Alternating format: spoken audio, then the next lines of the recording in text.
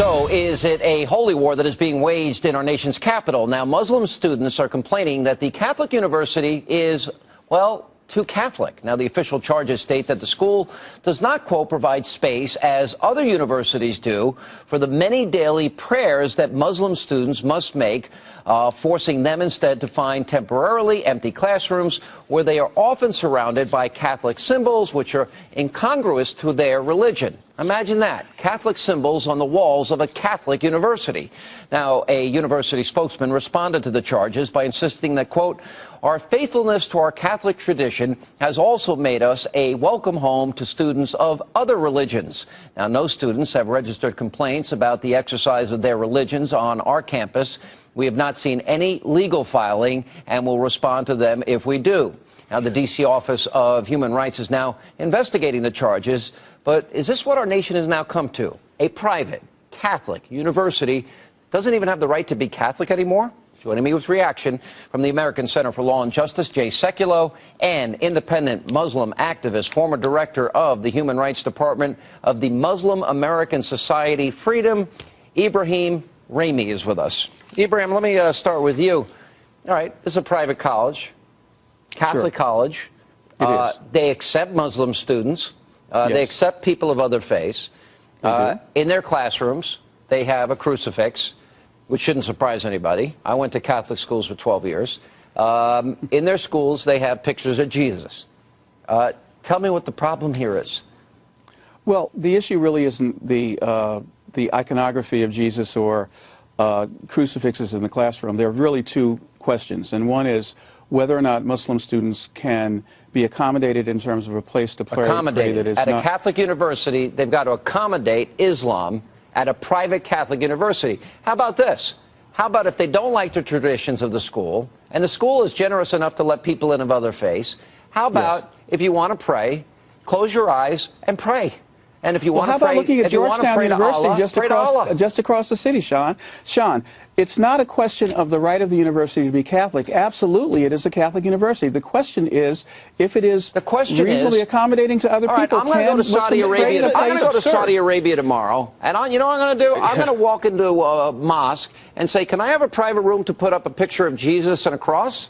Will that work out for me in Saudi Arabia or any Muslim country? Not too good. Hey, we're having a conversation about America, Sean. Don't get it twisted.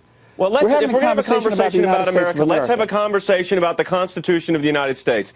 There is no requirement in the Constitution that can compel a Catholic university, or any institution for that matter with a faith-based connection, to change its doctrines, its practices, or its procedures and beliefs to accommodate a student of another faith. That would be like telling Yeshiva University in New York that might admit students from a variety of faiths that, hey, we want you to take down the Star of David and the mezuzah on the doorway because we're offended by it during our prayer time. You know what the answer to that is? Tough luck. Don't go to school there. There's nothing in the Constitution or in human rights laws that can compel a religious institution to change its mission or practices simply because a student disagrees with it. The answer is go someplace else. Sure. So do they even have to accept people that are not Catholic at a private Catholic institution?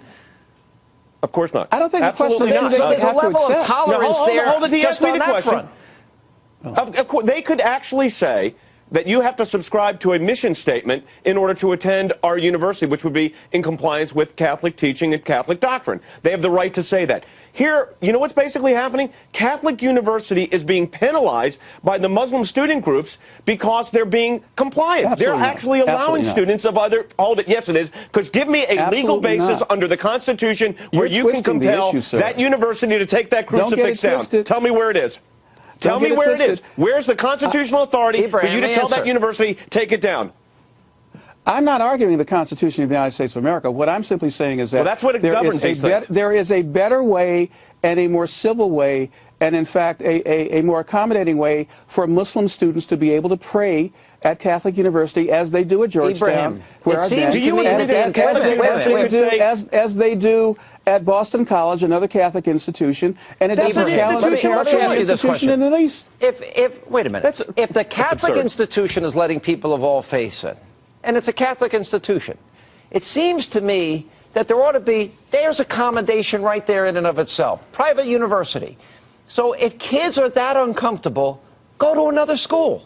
If you don't like a picture of Jesus and a crucifix in a Catholic school, don't go to the school. Nobody's forcing you to go to the school. But don't put this school in a position to change who they are to accommodate a faith that they don't even agree with. There is nothing let me ask you this. Would a Muslim university, let me ask you this. Would a Muslim university, you know, here's what it is. Would a Muslim-based, a faith-based university of the Muslim faith allow, if a Jewish student group was allowed to go there, Jewish students were allowed in this Muslim university, do you think the Muslim university can be compelled to take down their symbolism and put up a Star of David?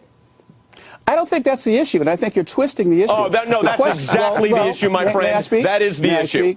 Yeah, no, because you won't answer the question. Wait a minute, Ibrahim. Why not accommodate the Jewish students at a Muslim school? Put up the Star of David. Why not?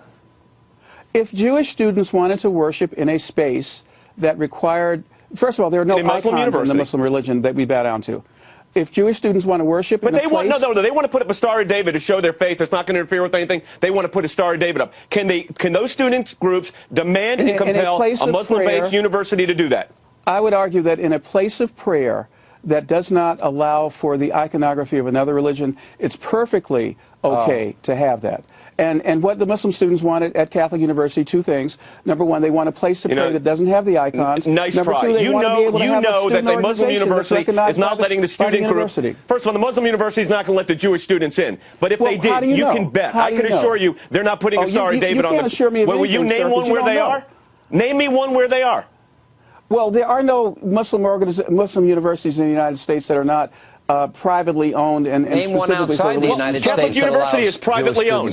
Yeshiva University is privately owned. You know, you don't get to have two different rules here. That's not the way it works. We're not arguing two different rules. We're simply saying...